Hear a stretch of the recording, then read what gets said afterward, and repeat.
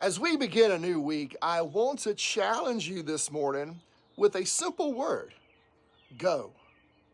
I've been thinking about that word all week. Since my wife and three other ladies in our church got back from a medical missions trip to Guatemala, and since I stood and officiated the funeral of our missions team director on Saturday, a man who didn't just talk about go, he lived it. In Matthew 28, verse 19 and 20, Jesus gives a clear command: go and make disciples. It's an action word, movement, a life pointed outward, not a meeting, not a theory, a direction. And I've seen both sides of that this week.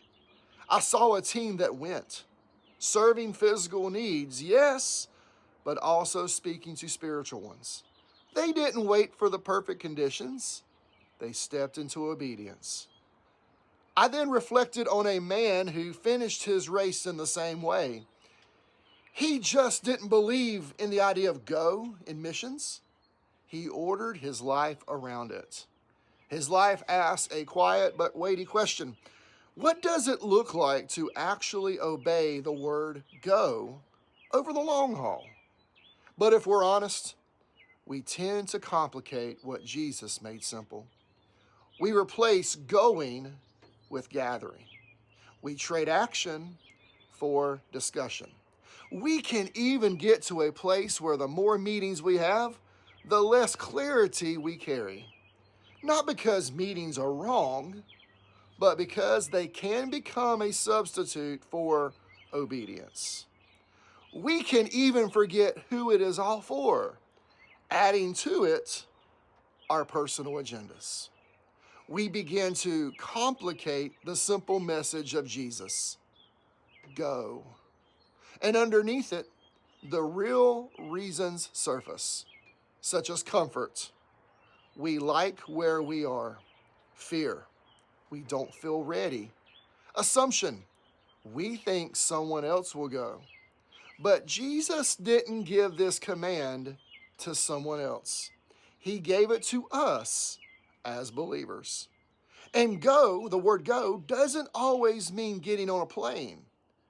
Sometimes it means going across the street, going to that coworker, going into that spiritual conversation that you've been avoiding.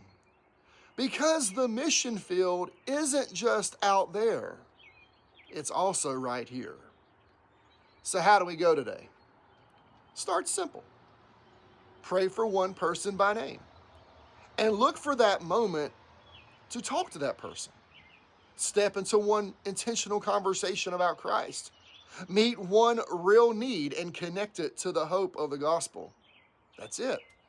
No complexity, just obedience and the leading of the Holy Spirit. And here's the promise that holds it all together.